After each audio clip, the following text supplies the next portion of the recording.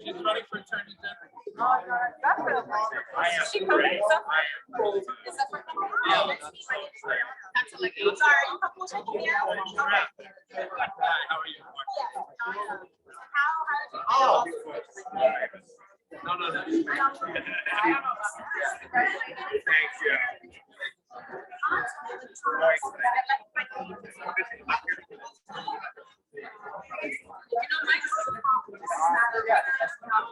I think we have. What's your last name? Yes. Good to meet you again, or whatever. Yeah.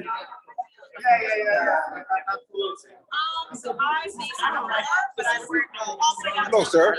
It's a really interesting juxtaposition, you know.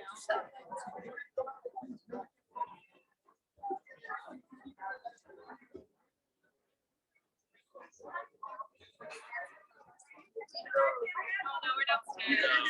Oh, you were yeah.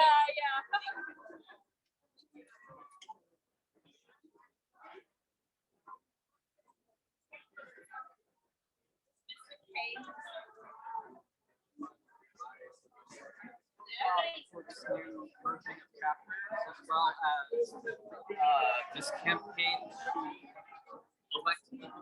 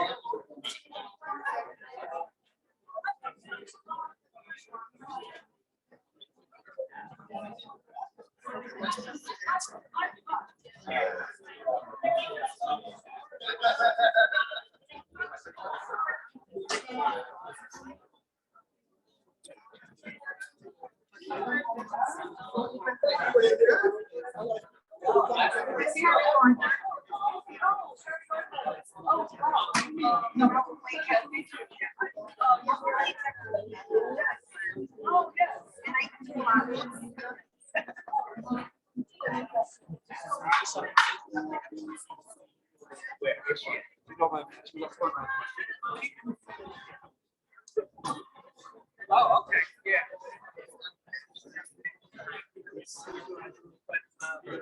Yeah, I'd like to get everybody to sit down because this event is going to be live on the radio and it starts at 7.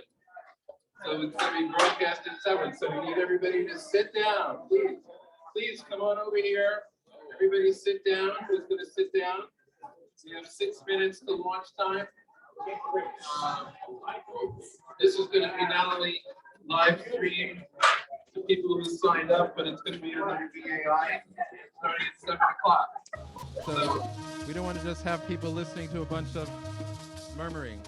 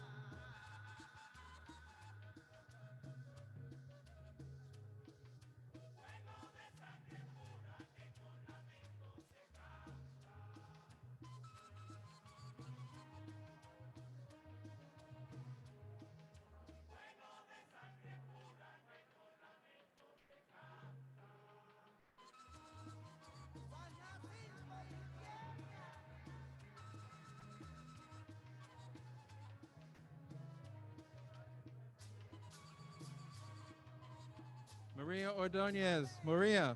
Maria. Angela. It's gonna go live. Hi, Maria. You can just introduce her.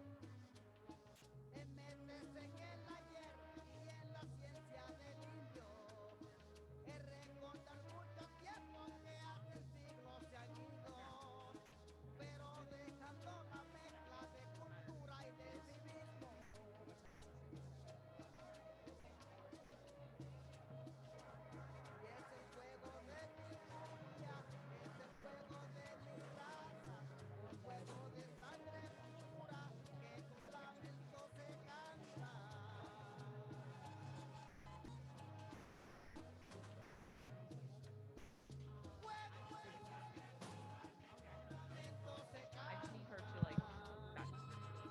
Hello, 1, 2, 3. Welcome, everyone. Can you hear me? Yes, you can. So, welcome to Manhattan Progressive Action Network. How are y'all feeling?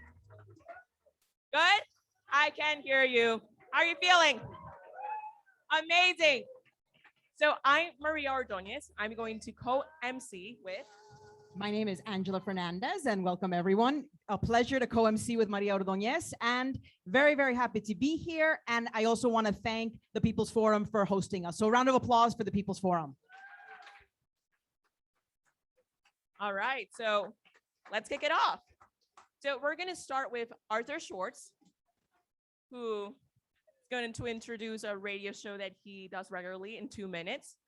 So you know what? Let's talk a little bit about what is MPAN.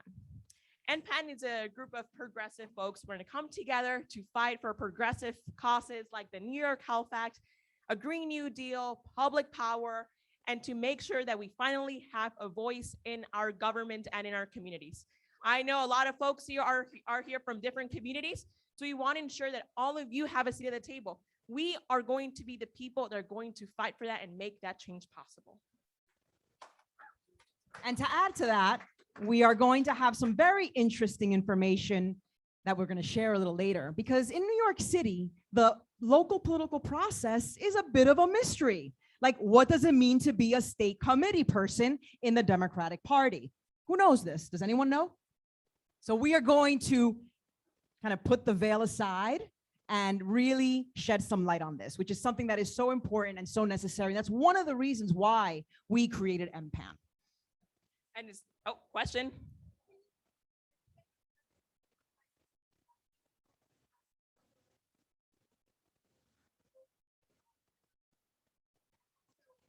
I think George is going to do that.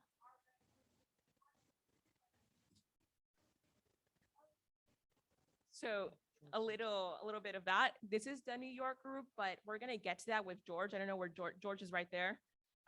He started at NYPAN with other folks like Arthur and Penny. I don't know where you're at, but we're gonna get to that. And we're 1 minute away, so I just want to bring Arthur to the stage.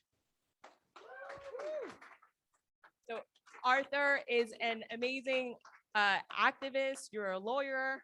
You do a lot of things in New York politics, and he's been behind NYPAN from the beginning. So I'll hand it off to Arthur. So just so everybody knows, right? We are, maybe it's about to start. This is being broadcast. I have a show on WBAI. Called Advocating for Justice.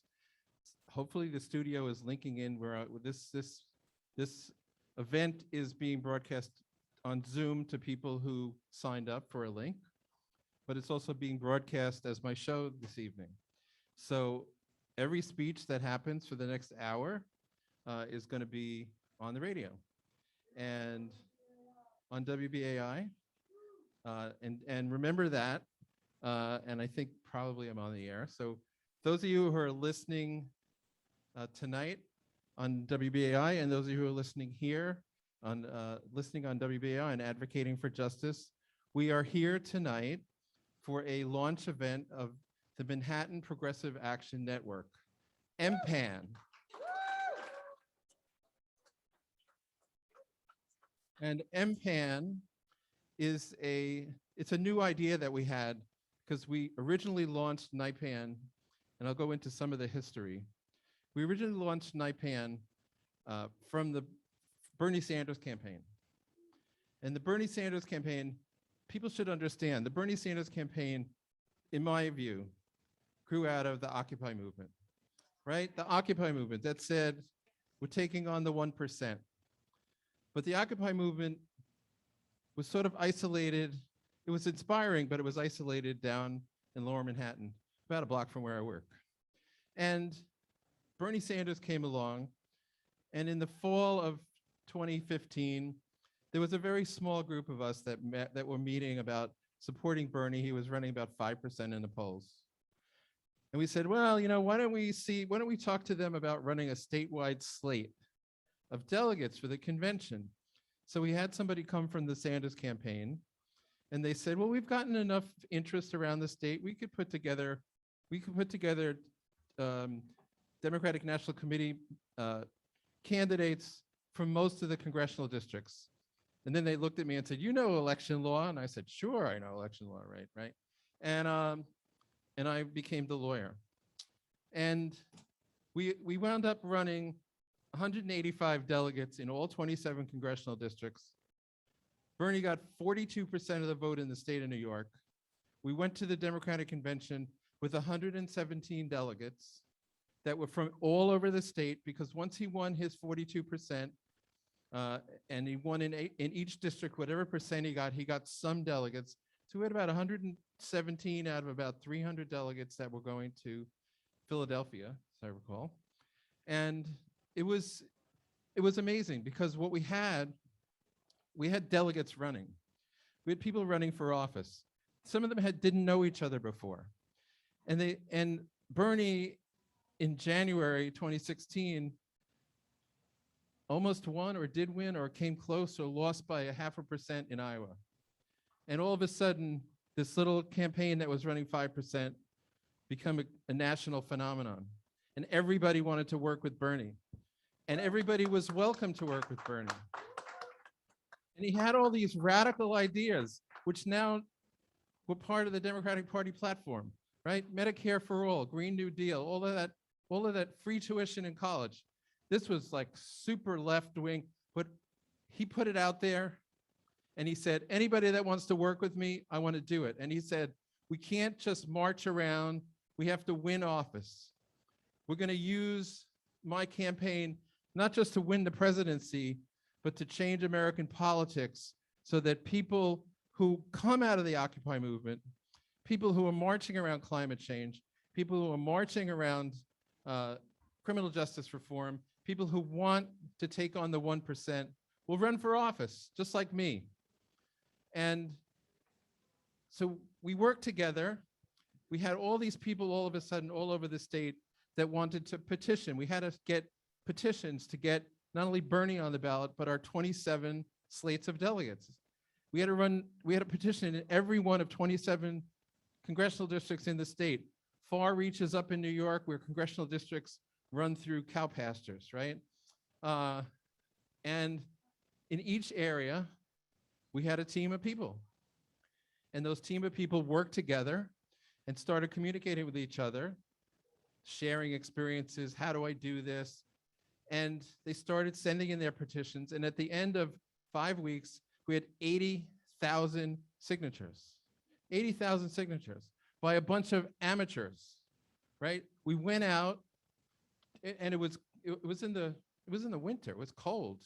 We went out, we petitioned, we got all those signatures, we got them into the Board of Election. Hillary only got 35. We had 80,000, right? And we ran a full slate in every single congressional district in the state. And there was no staff. I think I was the only staff as a lawyer, right? There was no staff until just before the primary. So we won all these. We'd love to hear you, but we also want to hear from the other co-founder, George. All right, but we won all these positions, and what we did was, with the groups we had all over the state, we created an organization out of it. And maybe that's where George can take up. And then I'll talk about some of the fun we've had since then. So George Albro, I gotta say, George Albro, I remember in the summer of 2016, drove all over New York State. And he drove everywhere: Rochester, Buffalo, Ithaca, cities I never heard of. And he met with all the delegations, all the people that had been working on the Bernie campaign. And when we came out of it, we created NYPAN. So I'm going to hand it over to George, who is now one of the co-chairs of NYPAN, which was a name that took us about 3 hours of debate to come up with. Bye. So welcome, George Albro. Thank you. Thank you. Arthur never disappoints now that he's giving my speech. But it's very accurate what he said. We tried to do something that very few people have been successful at. Usually when an organization comes together on a campaign, when that campaign's over, win or lose, there's no more organization. I mean, Obama, unfortunately, had 2 million people in an organization, and he told them to go home after he was sworn in. Big mistake. So we tried to do something that was different, because Bernie was a different candidate, right? It wasn't Bernie, the individual. It was Bernie's issues, and even more important, Bernie's principles and what we came.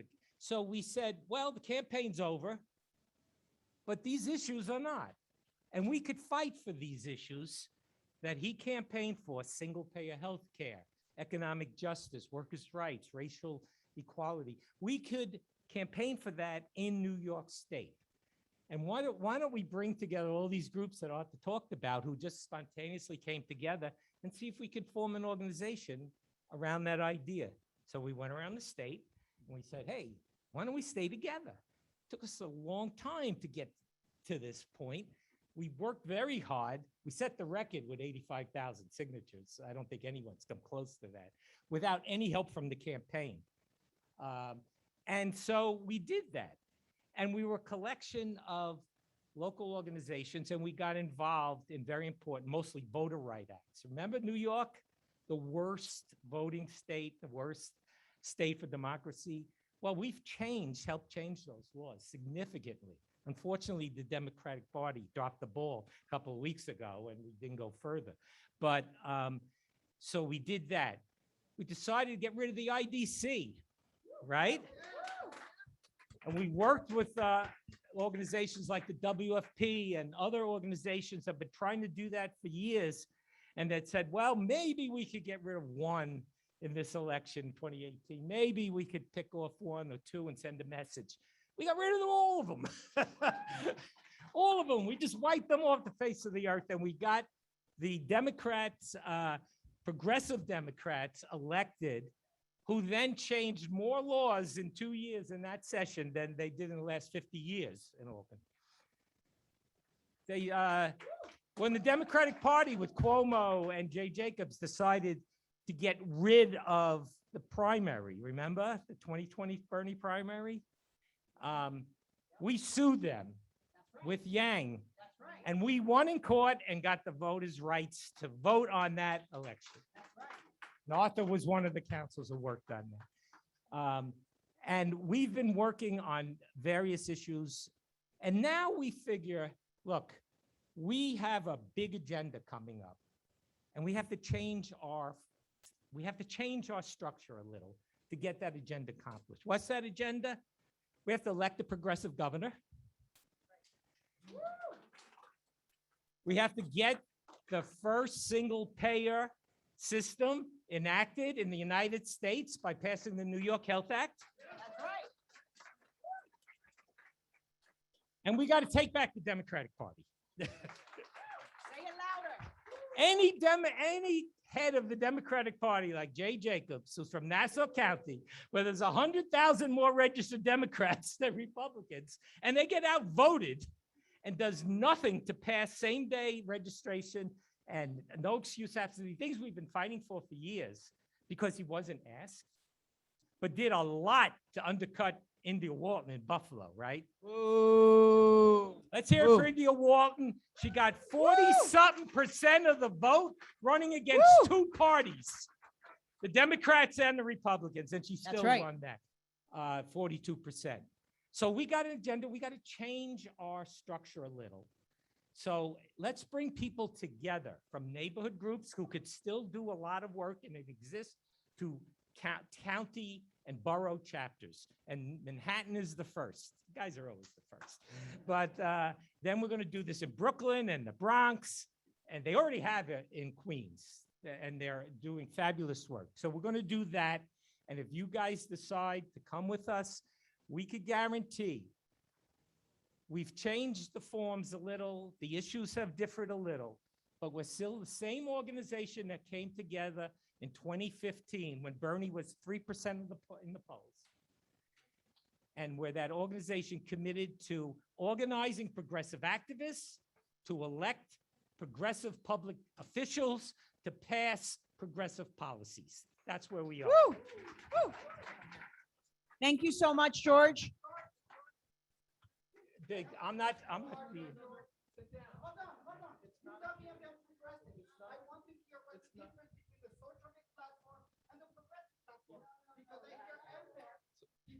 So thank you so much. So we are on a radio. We are on Arthur's radio.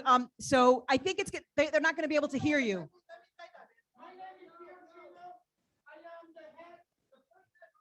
Okay, so we're gonna, what I wanna just follow up before our next speakers. Now, I just want to talk about what some small stories about what it has meant to have an organization like this. And one of the people I'm going to focus on is Jumaane Williams, who's going to be here, because in 2018, we had dedicated ourselves to finding a candidate to run against Andrew Cuomo, right? The Democratic Party was with him lock, stock, and barrel. So we went looking. Cynthia Nixon said she wanted to run. We said to her, we will give you a statewide organization. We are a statewide organization with 30 some odd chapters to help you get yourself on the ballot. And then Jumaane said, I want to run for lieutenant governor. And we said the same to him. Now, Cynthia raised several $1 million. I can tell you that Jumaane raised about 200,000. And probably on his report, 40,000 of it was he put down as my in-kind contribution as his lawyer. Jumaane went all over the state in a car, just like George had done 2 years earlier. He went all over the state and he met NYPAN people all over New York State. And we organized meetings for him. And he walked out of that election. We thought on election he almost won. He got 47% of the vote. He got 47% of the vote. So this is the kind of thing and so again, we met people all over the state. We used a candidacy of a progressive candidate to find people around the state who wanted to work on the issues he was raising, like criminal justice reform, like tax reform, like dealing with a climate justice, right? Jumaane was raising those issues, and then when he finished, we continued to do the same thing. But that's the power of this organization. And the secondary part of our power is that we're a very broad organization and we are very democratic. We are not a top-down organization. Our chapters run our organization. Our chapters decide who they're going to endorse in local races. Our chapters aren't told, this is what we're doing. We have a lot of debate. We actually wound up, AOC, by the way, was a dues-paying member of Bronx Progressives, right? There's some people here. I still have her dues card. She was a dues-paying member and had come to our meetings. But we had a debate and we didn't wind up, one chapter wanted her, Queens didn't want her, and the Bronx people wanted her. We didn't endorse her. It was a mistake. But our Queens chapter grew out of her campaign. But we are a democratic organization. And I think that's a very important part that sets us aside from most other organizations on the left, is we're open to a broad spectrum of opinions, and we are all over New York State genuinely, and have 5 years now of experience in helping candidates and fighting for causes like you're going to hear about, like the New York State Health Act, all over New York State. So I'm going to give the mic back to Maria. Thank you so much. Thank you so much, Arthur. And also a round of applause for George. Thank you so much. So in a second, we're going to invite one of our representatives. But first, I would like to introduce Sam Gezi. We're all connected here. And I am so deeply appreciative of the history. We cannot move forward unless we understand the history that we are creating. And part of that also is the history of OR, our revolution. And so we have Sam, who is the coordinator for the New York State for OR, for our revolution. I'm going to invite him now to speak. Hi, everyone. Thank you, everyone. My name is Sam, he, him, the New York State coordinator for Our Revolution. I just joined the NYPAN family, and I'm very happy to be a part of it right now and to be working with all of you on what is going to be a very important upcoming year legislatively and electorally. But just to give a little bit of context to Our Revolution, it started after the Bernie 2016 campaign that I also worked on. I see some other veterans of Bernie 2016 out there. And it was, you know, well-fought election, but Our Revolution started right after that campaign to continue the work that Bernie has been doing and the work that grassroots activists and organizers like everyone in this room have been doing and fighting for nationally and locally. Many of those issues, Green New Deal, Medicare for all, free public college for everyone, you know, all of the major issues that Bernie campaigned on. And Our Revolution now just works to support all of the local work that folks like NYPAN and people across the country are doing to help continue his legacy. And so we are really proud to be able to support local groups across the state and across the country in their efforts. And so, you know, this wouldn't be an event if there wasn't a little bit of a fundraising pitch to it. And so in order to make a lot of this stuff successful and possible for us to be able to, you know, pay for the things that we need in order to organize properly for event spaces and whatnot, we're just asking everybody if you consider becoming members of Our Revolution and NYPAN. And we have a QR code up there. Ting's got it here. It's the bottom one, where then you can sign up to become a sustaining member for $10 a month. There we go. Beautiful. Thank you to our model Ting. A round of applause to our model Ting. And if you sign up now, you're enter a rally to get a fancy new sports car. Yeah, so we're just asking everyone if you're able to, you know, any amount is amazing. You know, whatever is within your means, but you know, $10 a month would be fantastic to split a donation between NYPAN and Our Revolution, so you can help support the work that's happening locally and then nationally as well. So that's everything for now. So we'll continue on with the program. I'll hand it back over, but thank you all so much for coming out, and I excited to work with you all in the field coming soon. Petitioning is coming up, so I hope to see a lot of green sheets in your hands and some gloves and everything too. So thank you. And I just want to highlight and lift up something. Jay did all of this. He really was the person on Sam. Oh my God. Sorry. I was thinking about my brother. Sorry. Sam, excuse me. I thought it reminds me of my brother. Sam, for all of the work that he did do this. So a round of applause to him because he was the person on the ground making sure a lot of this was getting done. So from there, I'll pass to Maria. So again, thank you all for coming. This would not be possible without every single one of you. But now let's get to our first elected official, Mark Levine. He is the next Manhattan Borough President. Welcome. And he was also Thank you. I love the fact that we have two amazing leaders from uptown here emceeing, Maria and Angela, who have been great friends and allies. Congratulations. Is it MPAN? Do I have that right?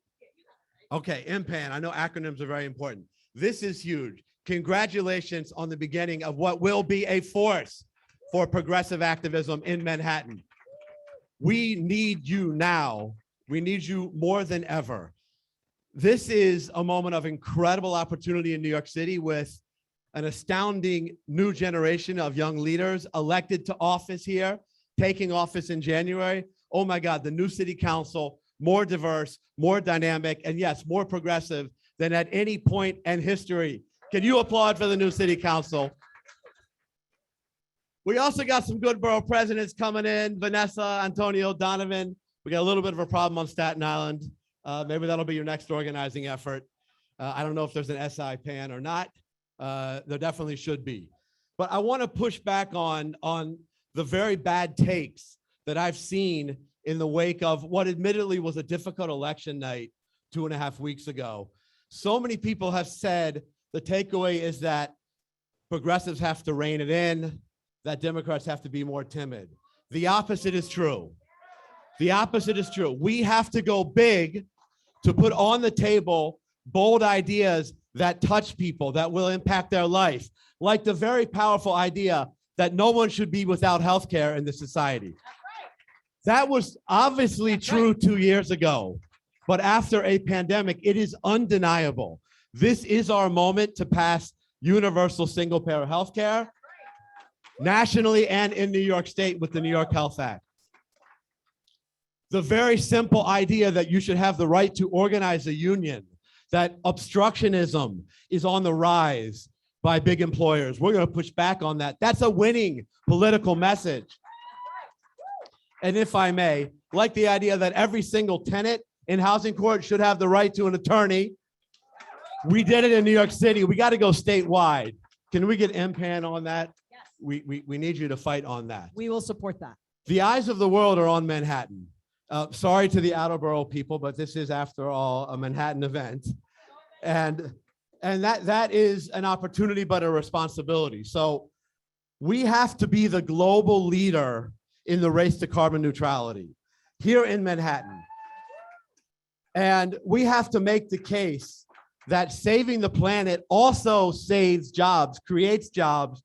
It is an economic boost. We have to push back against that narrative that it's going to kill the economy. We need to implement the Green New Deal here in Manhattan. We don't want any more fossil fuel lines coming into this borough. We don't want any more new buildings with gas lines. This is on the table. These are fights right now in Manhattan that when we win will reverberate nationally. To do all this, we must have advocates and organizers on the ground, pushing all of us, pushing elected officials, pushing the state Democratic Party every single day. That's why we need you. I am so thrilled about this new entity and grateful for all the activists here. Let's get ready to organize and win big in 2022 and beyond. Congratulations. Thank you. Thank you. Muchísimas gracias. Excellent. Thank you so much. Thank you, Mark. Thank you. All right. That's the kind of energy we like. Thank you, Mark. So very excited to talk about, I would say, is one of our signature campaigns. As Mark has mentioned, it is an abomination that in this country and in any country that you can lose your home due to healthcare costs, that you can die because you can't afford insulin. These are things we all know. I know I'm preaching to the choir, but we have to constantly repeat this, because if we don't repeat this, people are going to think everything's okay, and things are not okay. So I'm very excited to be able to introduce our fearless leader on the New York Health Act for NYPAN, Naomi. Naomi, give it to Naomi. Hi, I'm Naomi Zodi. I'm an assistant professor at CUNY School of Public Health in health policy and health economics. And and basically, look, the New York Health Act, the reason that it's a huge signature campaign for a lot of progressive groups right now is because we are so close to getting it passed. Okay, this bill, let me tell you, first of all, it would outlaw the sale of private insurance in the state of New York, okay? We would have 100% tax-financed healthcare, no deductibles, no copays, no narrow networks. It would completely decouple the receipt of healthcare and health coverage from employment or being married to somebody who has ties to, you know, the production of capital. Right? So it would just be like, you need healthcare, you get healthcare, period. And she mentioned, you know, when people don't have access to healthcare, they lose their homes and they die, right? So it's true. When we expanded Medicaid, we see a reduction in the rates of home evictions after the expansion of Medicaid. We see a reduction in age-adjusted all-cause mortality rates. Literally, it saves people's lives. And in the United States, we pay way more for healthcare than everybody else, right? We are 1.5x on the #2 highest spending country, and we have fewer physicians per capita. We have fewer physician visits per capita. We have shorter average length of stay in the hospital. We have fewer hospital beds available to us per person. So we consume fewer healthcare services, and yet we pay way more than anybody else pays. And we have a shorter life expectancy, and we have more multiple chronic conditions per person. What are we paying for? It's not for healthcare and it's not for health. We're paying for all of the middlemen, all of the administration, all of the bureaucracy, and we can literally just get rid of that. We can do that.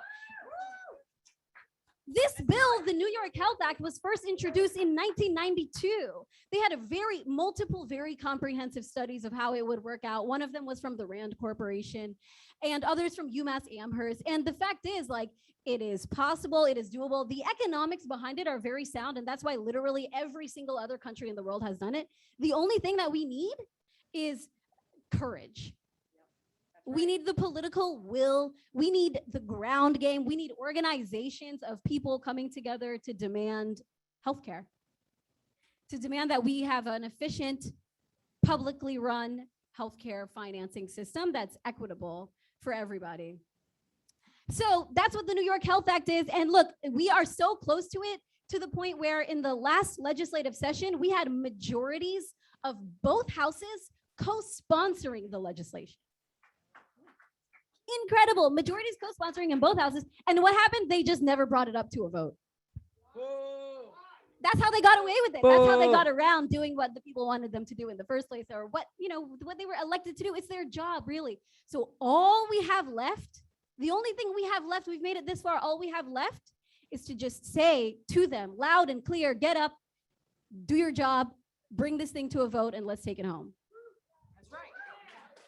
So that is our goal for this upcoming year, this upcoming legislative session, which starts in January. We have a rally going on Saturday, 2 p.m., 125th Street and Malcolm X. And that's just the start. We're gonna have so many different actions. One of the things that we're doing is collecting postcards. So we have, we've printed out these really beautiful postcards. We also have flyers people can scan. So if you go out and you have events, you hand out these flyers, they can scan the QR code and it signs them up. And we will not contact them unless there is an action, but it's just a way for us to collect information, for people who want to get involved. Because there's a lot of people around the state, like they were talking about, who want to get involved.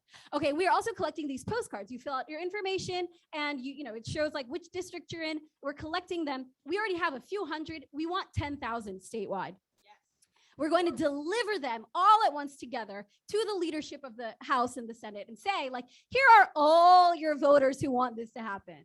So fill out a postcard. We have a bunch at the table, but what we're trying to do is host events all over the city, tables, where we can hand out flyers, where we can get postcards. Every time we set up a table, by the way, like half the people who walk by take a flyer and half of those fill out a postcard. You'd be surprised because people care about healthcare. They have issues. There are all these pre-approvals and it's an absolute headache, and we don't have to deal with it anymore. And people understand that. So it's not that hard at all. It's actually really fun, a great way to like just get out and get involved. So what I'm trying to do right now, anybody who is interested in, when I say host, I'm literally talking about start a group chat. Okay, hosting an event where you can just get people who live around you one day, one Saturday, y'all can get together and like hand out flyers and sign up some postcards, just like sit at a corner. And when people walk by, be like, hey, Medicare for all for the state of New York, no deductibles, no copays, no narrow networks, vision, hearing, dental. And people like just come to you and they fill them out. So anybody who wants to get involved, just raise your hand.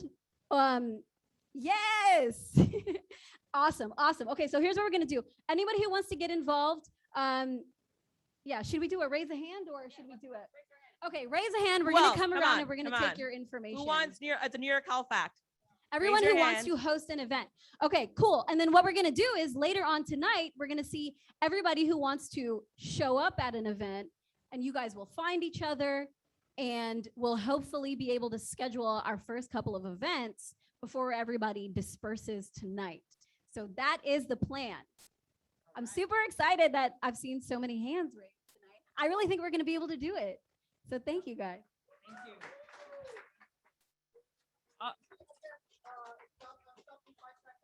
want to remind history why all the countries have universal health care. It's because the socialists and the communists in 1950 fought for it. So we France had social medicine. We fought the communists and the socialists. Theo, it's not the moment for this. Please take a seat. Arthur, I asked you to invite me. We have to thank the socialists for public health care around the world and for many of the things that we have in this in the world today. So there's no denying that. Let's give it up for Naomi. All right, so who feels excited? Woo! Yeah. So there's this nice slogan that our We're gonna do a lot of wait, no, it's okay. Don't.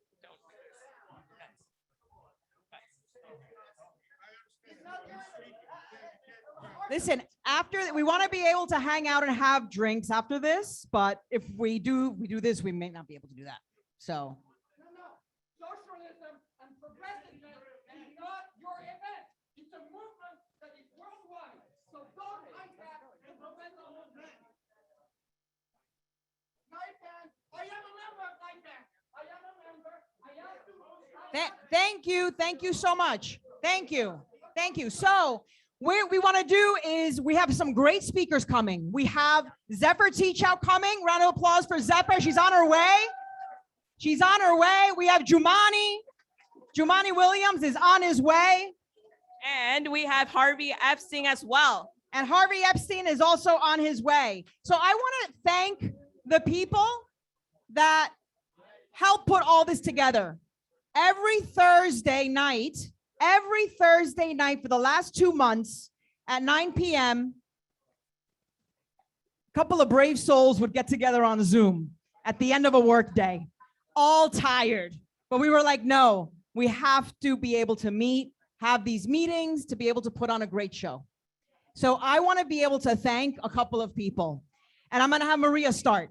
Yeah, so like Angela said, we came together every week to put this together because we want to make sure that we can continue to fight. Theo, I love the energy, but we need to put that energy to work.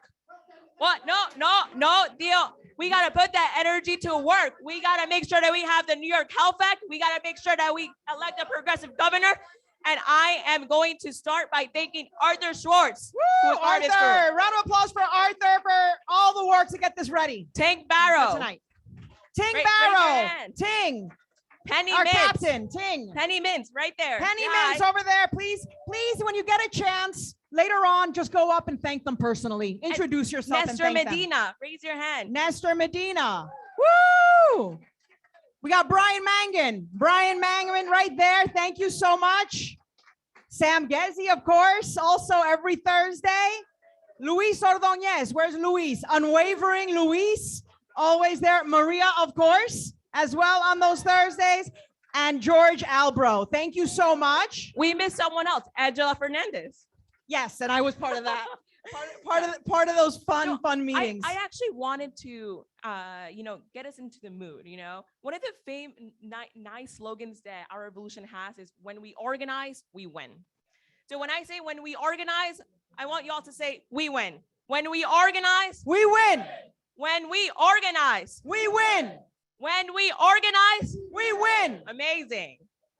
So while we wait a few minutes for Harvey to arrive, a couple of things.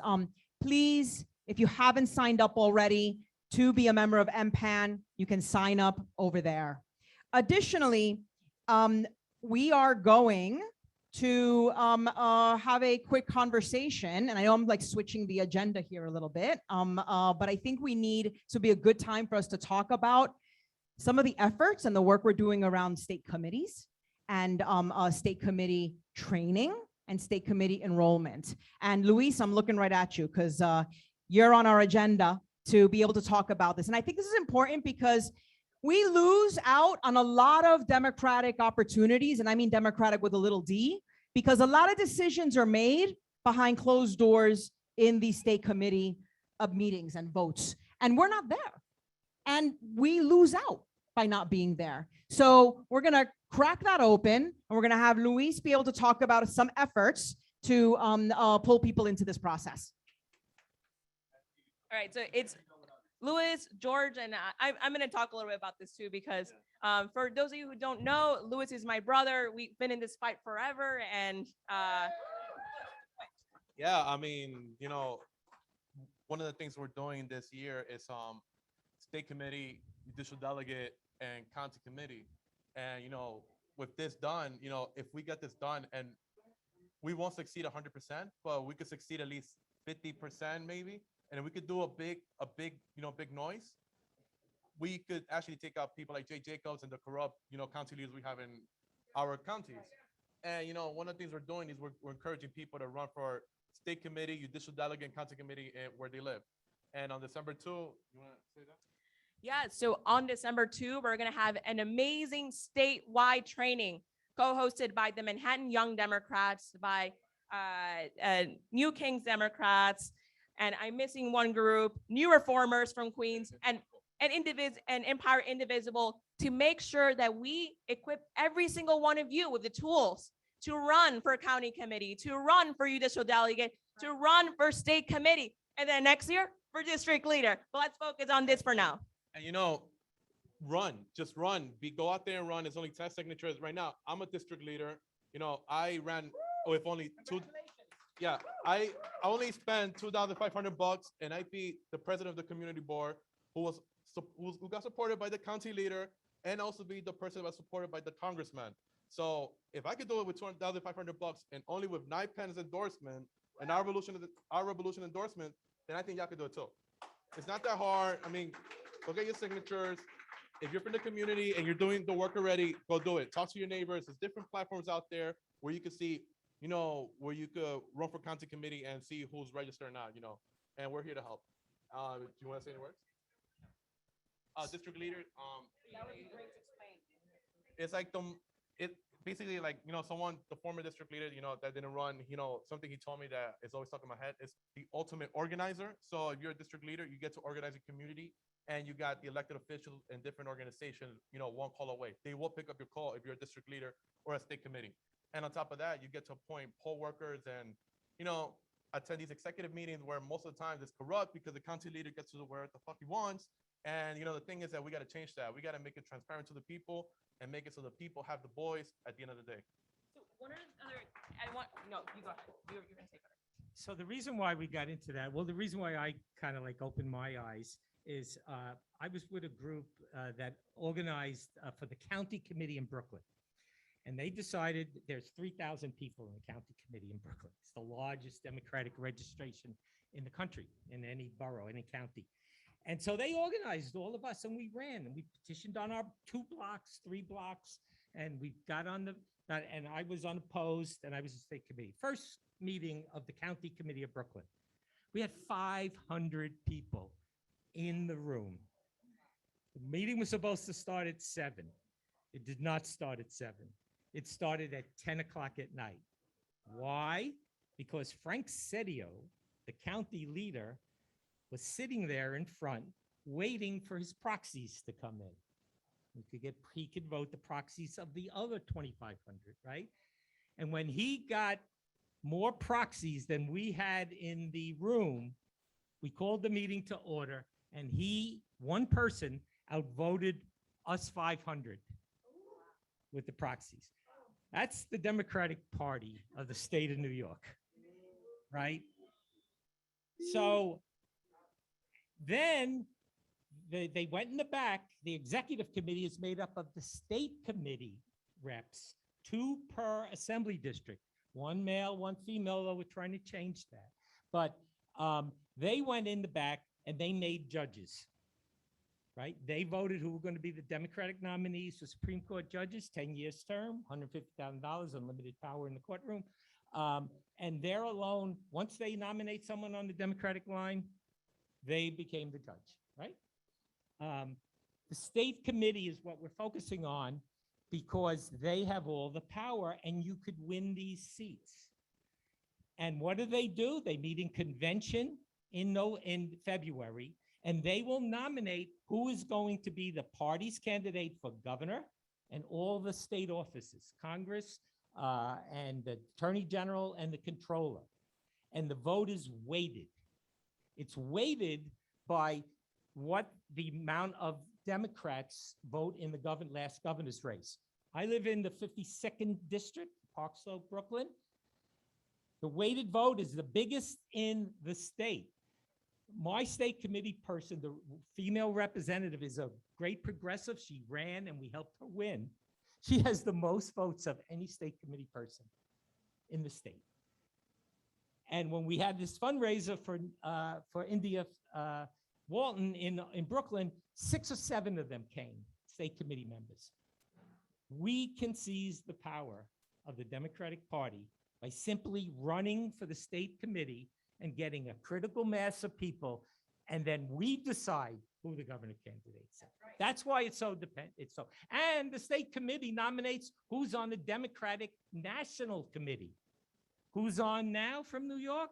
Cuomo's sister, the Clintons' relatives, all the big donors, all that. No progressives, no people, normal people, no workers, right? We could decide that too. So that's why we're asking people, if you want to run, we'll support you. If you want to help others run, we can. That is a key. And that's why we're the Progressive Action Network, not the progressive talking network. We're the Action Network. We want to take power. Yeah. So December 2, we're gonna have a training, and I encourage everybody to run for county committee or judicial delegate. This year, we're not district leader, but if you think you're up for the challenge, go for state committee. I'm running for state committee with Maria for state committee in Central Harlem. And look, if y'all want to run for that, ask us any questions, anything, and do it. Run, just run, do it. You never know, you can win. So again, I want to say that for too long, we have felt like we don't have a voice. Now is the time that we finally have a voice and are represented in our Democratic Party. Now is the time that we have a seat at the table. Regardless of what you believe in, run for office. I ran for office when I was 20 years old for city council, and everyone told me not to do it because I was too young, because I'm Latina, because I shouldn't be doing that. But you know what? I ran. Yeah. And I came in second place, but there's always a next time. And I had the support of the New York Progressive Action Network and Our Revolution. And I'm going to tell you, do not stop. Run. No matter who you are, no matter your gender, no matter your age, no matter where you come from, run for office.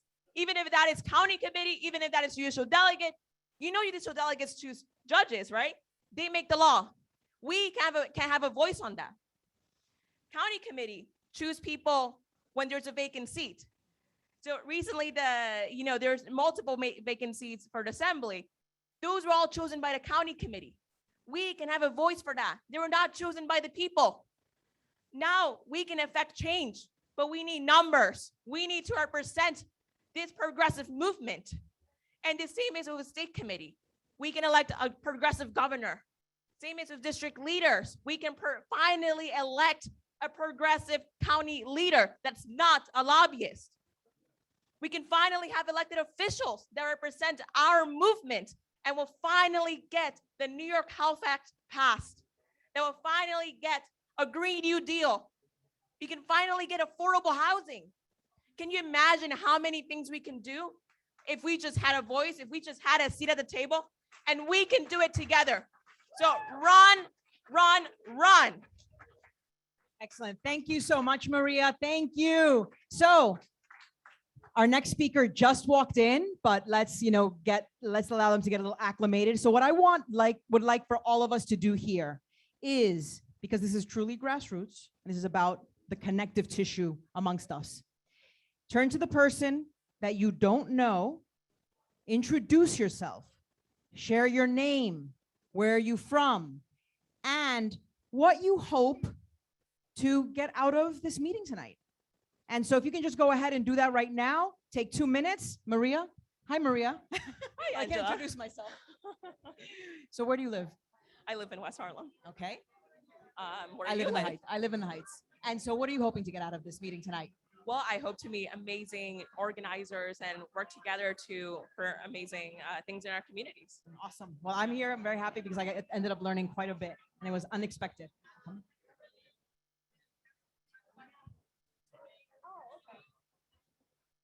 Okay, enough. Okay, everybody. Let them talk for a little bit. All right, all right, all right. Thank you, everyone. We have our next speaker. Can we have everyone's attention? Can we have everybody's attention, please? Can we have everyone's attention, please? All right. So All right, everyone. back. Mic check. Our next speaker is a rather unique individual. He was in NYPAN from the beginning. He wasn't an assembly member yet. Oh, I got to the end of the story. He was a legal aid lawyer, and then he left legal aid and became a leader in this group called the Urban Justice Center, which is a group of lawyers that help people who are organizing and help people who are, who need assistance around all kinds of issues. And while Harvey Epstein was there, every year they elect a tenant representative to the Rent Guidelines Board. And guess who got to be the tenant representative every year to the Rent Guidelines Board? Harvey Epstein. And then when his local political group, Committee for a Democratic Alternative, Coalition for a Democratic Alternative, CODA, they endorsed Bernie Sanders, and Harvey and I knew each other. Our kids played together in the playground. And we started working together. He became part of our effort in Palm and in NYPAN. And one of the things we worked on, and it's an important story. The first issue we organized around in Lower Manhattan was about the closure of Beth Israel Hospital. This is a microcosm of the Health Act, right? They wanted to close Beth Israel Hospital, which had 800 beds, and replace it with a new hospital with 70 beds. And Harvey called a meeting in his office, and we organized. We had town hall meetings, we had petitions, we had demonstrations, we had a lawsuit. Guess what? Not closing. So the victories are possible. And while we were doing that, Harvey just went out and got elected to the state assembly. And he's taken his energy to the state assembly. So my friend Harvey Epstein, who NYPAN has endorsed, by the way, we have endorsed him for re-election. So he was the first candidate we endorsed for 2022, along with Melanie DeRigo, who's running for Congress in Long Island. Harvey Epstein. Thank you, Arthur, and thank you for all you've done and for Manhattan taking on struggles that no one else wants to talk about, issues that are critical to a progressive future. So I'll be quick. I know you have a lot going on. This is an important event. My name is Harvey Epstein. I live in the Lower East Side. I've lived there for decades.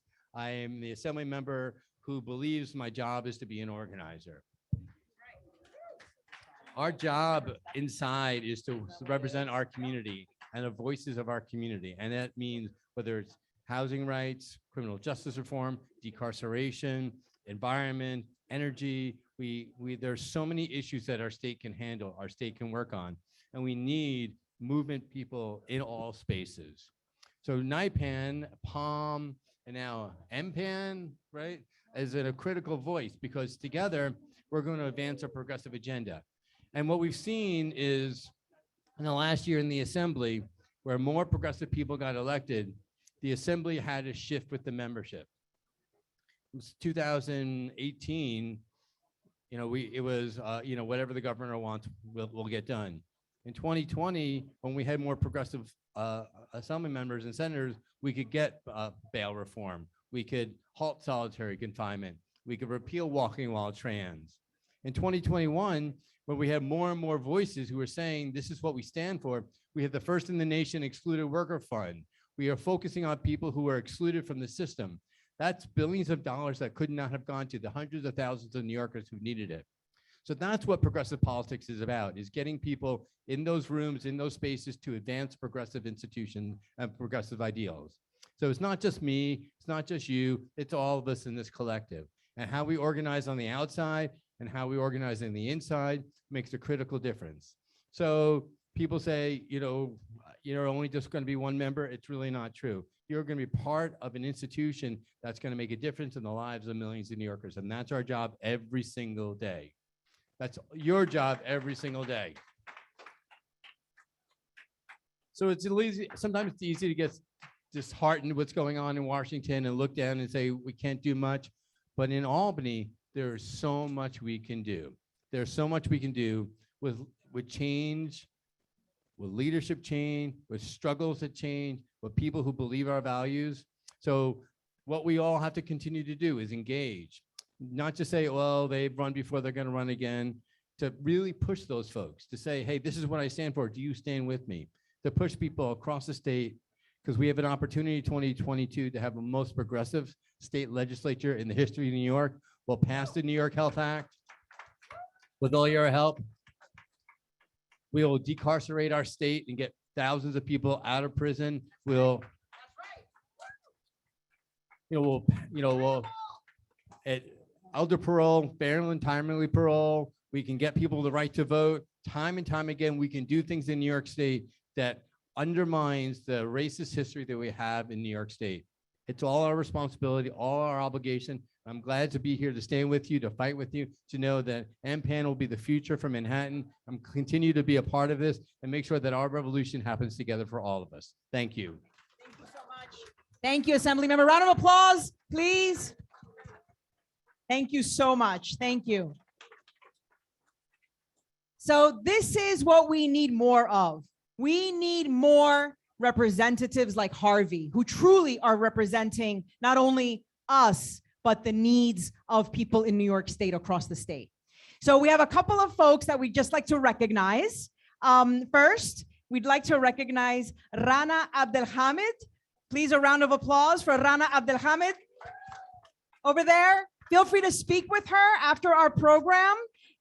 She is running for Congress in Congressional District 12, where Carolyn Maloney is. So Rana, thank you.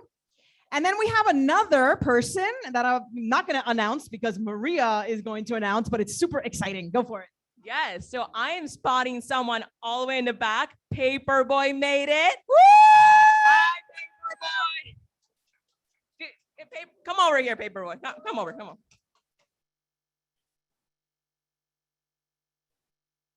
So I met Paperboy a long time while back, and we met when they were running for Congress. And I was very excited to hear about it.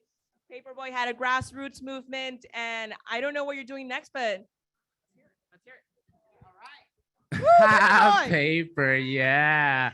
It's our time. One love. My name is Paperboy Prince. Paperboy Love Prince. They said that we couldn't do it, but you see we did. Not a daddy, but the politician, my kids. Hopped up the water, I look like a squid. Woo! You got us on the ballot, now we about to win. Woo! Over your head, like some overhead lighting. Giving out hugs and kisses, no I'm not fighting. I'm spreading love, I don't care if you like it. They see my style, they all started biting. Diamonds like lightning, plus I'm enlightened. Sounding fake as a script they reciting. What happens next, suspense is heightened. Want me in a cage like kids with Biden. I'm eating good, might get the itis. My name in their mouth like gingivitis. It's our time, you think I'm psychic. Moves like a hero, ain't got a sidekick. Ha, Paper, yeah. Thank y'all so much. My name is Paperboy Prince.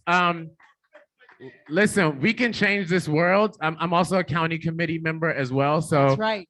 Super important to run for county committee. And yeah, I love disrupting. I love making politicians uncomfortable. That's my job. If you feel comfortable when I'm around, I'm probably not doing my job if you're a politician. And, yeah, I'm announcing my next campaign November 20th at Union Square at 4:20 p.m. And we're giving out 100 joints to folks over 18 that All right, want to. So, all right, thank y'all so much. I love you at Paperboy the Prince. It's our time. Paper, yeah. Thank you so much. That was amazing. Thank you so much. So we're very excited to announce one of our headline speakers, but thank you again. A round of applause to Paperboy for spicing things up. Because the politics has got to be spicy, right? Am I right? And it has to be fun and full of love, like Paperboy. Exactly. Thank you for that. So I'm very excited to introduce our next speaker. And I think what's really, really amazing about her life's work is that she has, with complete bravery and with a tremendous amount of courageousness, called out corruption in government, called out corruption in the financial sector. And we need more people like Zephyr Teachout. Round of applause. To be brave, to be honest, to call out, and it would be an honor to have her representing us. So thank you.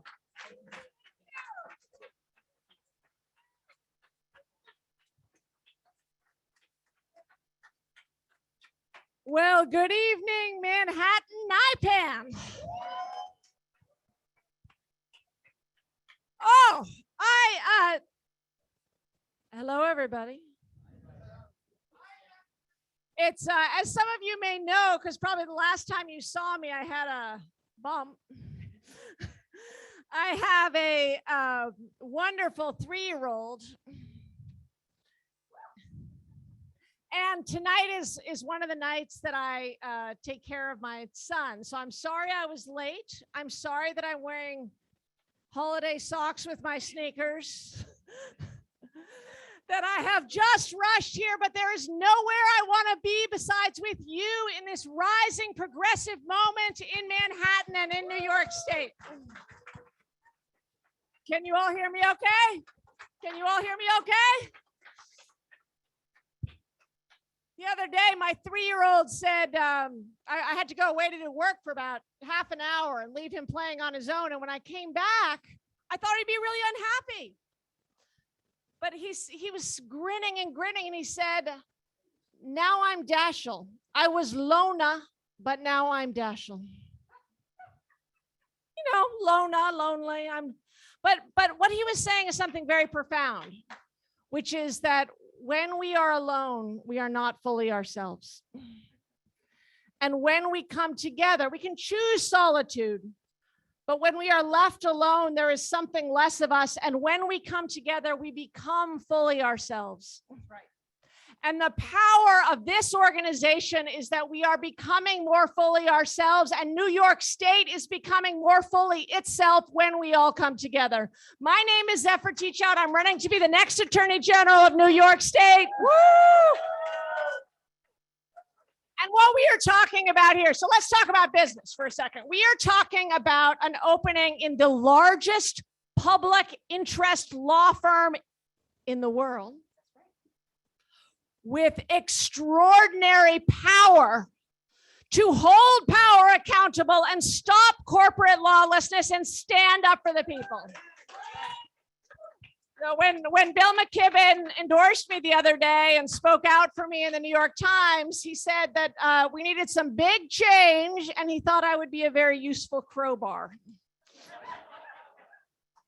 I kind of like it because I learned how to use a crowbar at a very young age. I came from a very small town, spent a lot of time lifting up rocks, prying out nails, mending fences, and I am ready to do that for the state of New York. So look, I want to talk about my 4 priorities. You know me, but I want to talk about my 4 priorities for this extraordinary office with the awesome powers it has. And the first, you know it, is taking on corruption. Because we may be at a new moment in New York State, freed from Andrew Cuomo controlling and putting fear in the sense of possibility in the state, but we are not free of all of the corruption. And we need an attorney general who will shine that flashlight, always be independent, and root out corruption and stand for the people. Second, I will defend poor, immigrant, disabled, working class New Yorkers from corporate abuse.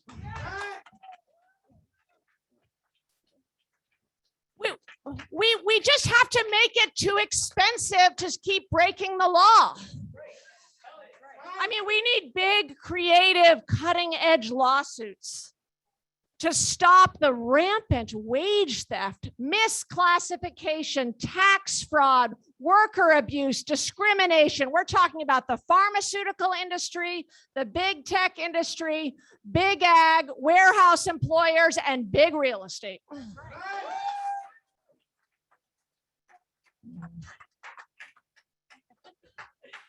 And we need to take on the financial sector.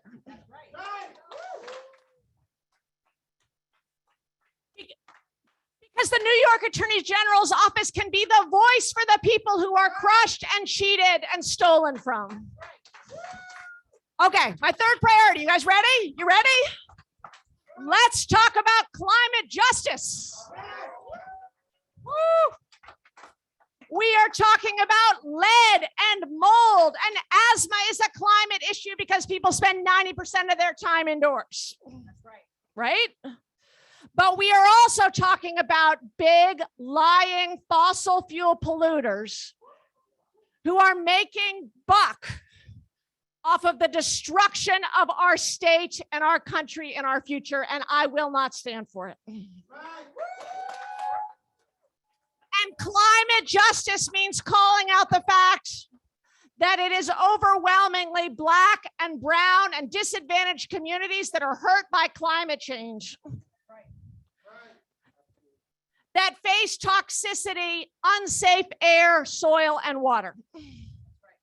So this gets me to my last priority, which is talking about civil rights. And that includes something that is so central to my life's work, which is the right to vote.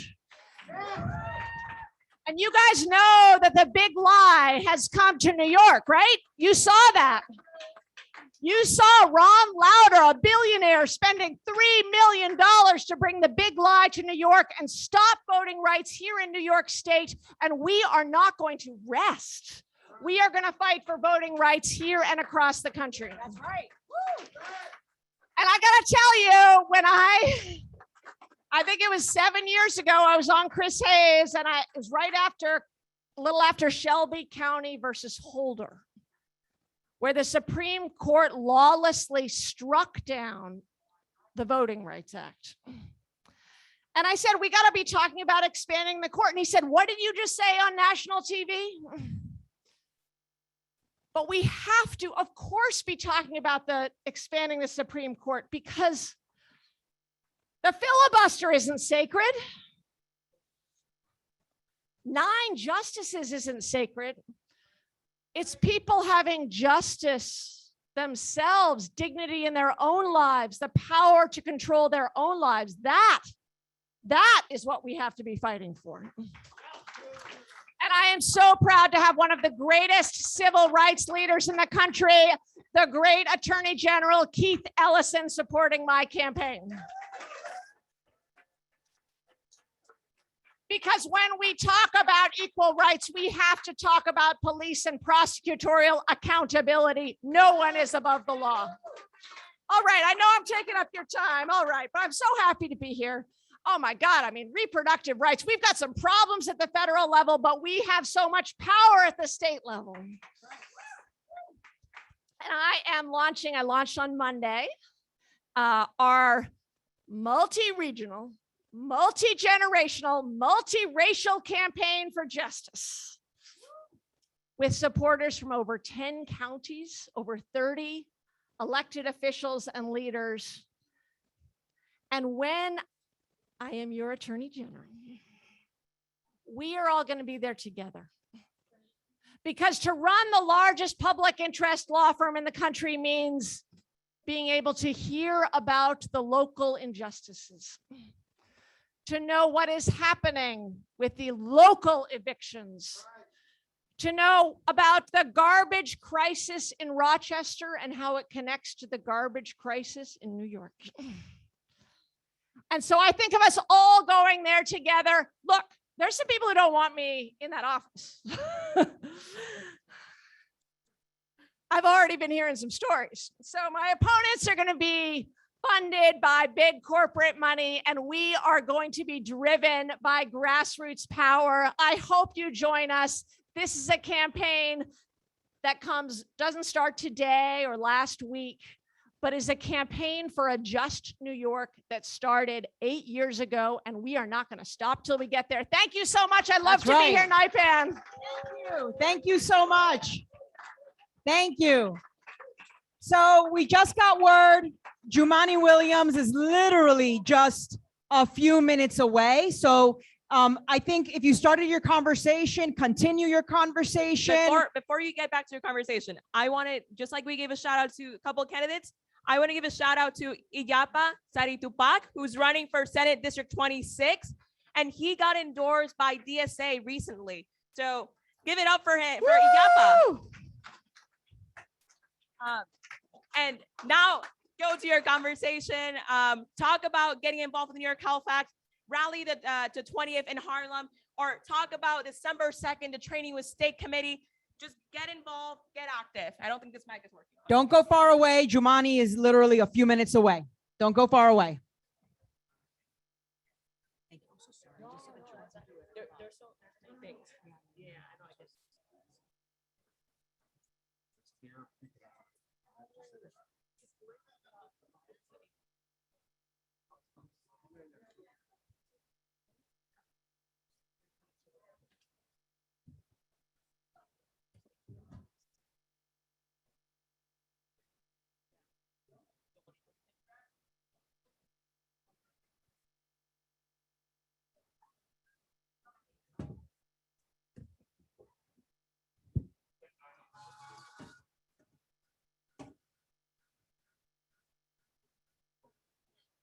All the people who wanted to sign up to like host an event, just be like, can you guys like go over here and talk?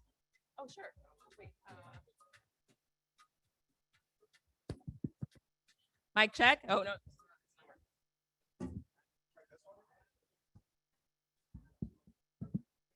Hi, everyone. 1 minute. Hi, can you hear me? So I'm going to hand it to Naomi, who's going to organize for the New York Health Act. Hey, anybody who signed up or anybody who didn't get a chance to sign up but is interested in either hosting or attending a New York Health Act event, while we're mingling, we can chat about it. So just make your way right under that little speaker right there. To my friend who's waving her hands, mosey on over and get connected.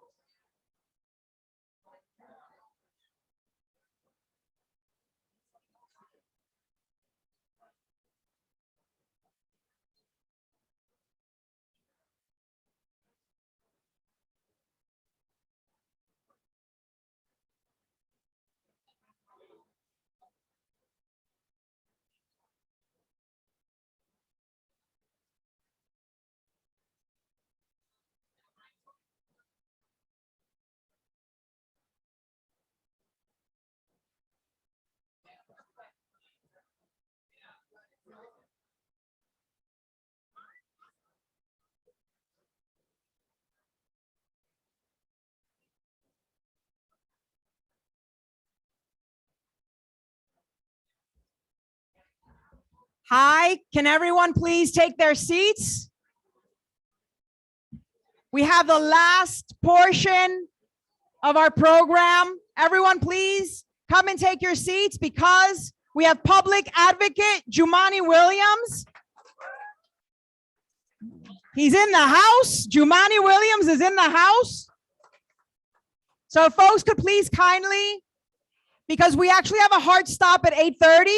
So we're gonna ask folks to please come back to the chairs.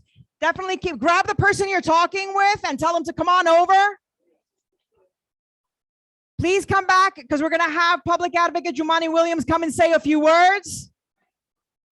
The fearless Jumaane Williams. A round of applause. And just so you all know, there's going to be an after party after this. The after party is, hold on. We need another face. No, the after party is not at someone's house. The after party is going to be at Houndstooth Pub on 37th and 8th. So after Jumaane comes up and says a couple words, yes, you're up now. All right, so let's give it up for the next governor, Jumaane Williams. Woo! What's up, NYPAN? How y'all doing? They checked everybody's vaccine, so I'm gonna take this off. Peace and blessings to y'all, love and light. Thank y'all for having me. Technically, I'm here on my government, so I gotta say I'm the public advocate of the city of New York. I appreciate folks who voted for me a couple weeks ago to help me get me back in. Until January, I'm actually the highest ranking Black elected official in New York City, so I want to celebrate that as well. But I'm excited to be here for this launch. It couldn't have come at a better time because a couple of weeks ago, I think I had a pretty good night. But across the country, we saw some other things happen, unfortunately, in this city, in this state, and across the country. And it looks like the party I belong to is trying to blame us for those losses. And I couldn't understand it because you didn't do the thing we asked you to do to begin with. So if you didn't do what we asked you to do, is how could we be responsible for those losses? Maybe if you weren't afraid of accepting and walking into a vision, you wouldn't have lost. Maybe if you stopped putting up candidates that are Republican light instead of candidates who really put out a vision, maybe you wouldn't lose, because Republican light versus Republican, you're gonna lose. Maybe we start putting candidates that are not just about status quo, that actually are about political courage and not political convenience, then you wouldn't lose, because the other side has made clear that they can put anybody up there, red hair and all, and they are not about status quo. And as long as they put that message forward, as long as they put a vision, it doesn't matter if it's about hate, whatever, as long as it's not status quo, they win. And the Democratic Party refuses to put forward a vision that's about love, equity, and justice. And if we put that vision forward, I assure you, New Yorkers, Americans will accept it, because our vision is simply about housing for everyone, healthcare for everyone, public safety for everyone. Who could be against that? No one is against that. So let's be clear. Stop arguing.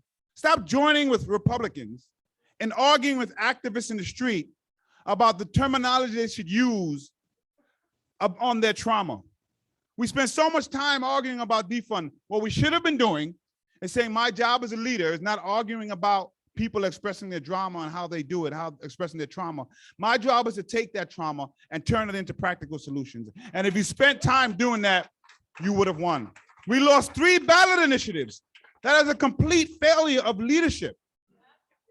And so what this represents is forcing a party to walk into its vision.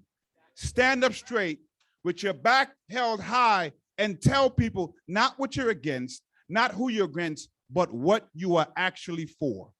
And when that happens, the people of this state and this country will respond. That's why I'm here today. That's why you're here today, This is burgeoning at the perfect time. Let's get it done. Let's get politically courageous people in office so they can show us that we can go back to normal, because normal didn't work for most people. We're going to go back better than normal, which means a different type of person in office. Peace and blessing, love and light to you all. Thank you so much. Thank you, Jumaane Williams. A round of applause. Thank you so much. So this is the end of our program. And just want to share with you that this is the beginning. And we are going to continue this beginning and continue it at Houndstooth.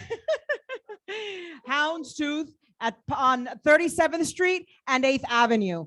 And before I close out, oh my God, sorry. And then on Saturday, we are going to have a huge rally for the New York Health Act. And here it is at 2 p.m. It's going to be in Harlem, Malcolm X Boulevard between 125th Street and 124th Street. Please, please, please, we need to scare them. We need to scare them with our numbers so that we can have public health here in our state.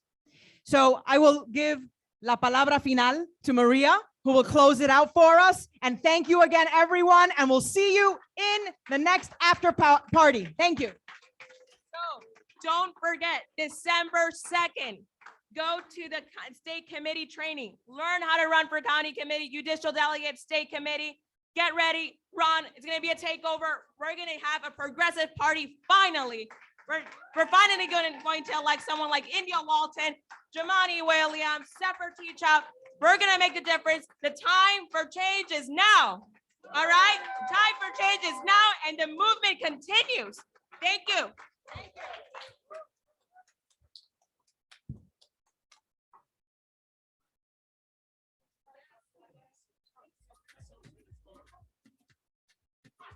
Also, if anyone has postcards, Nicole will collect them. Postcards? No postcards? Okay.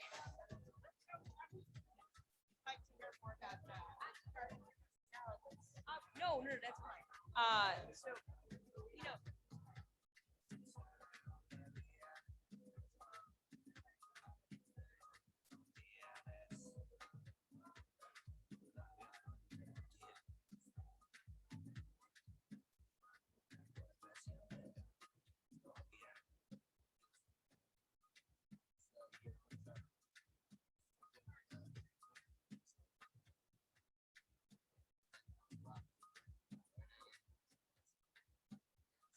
If we can please ask folks to start heading towards the front door and go to the next location, because this place is going to close at 8:30.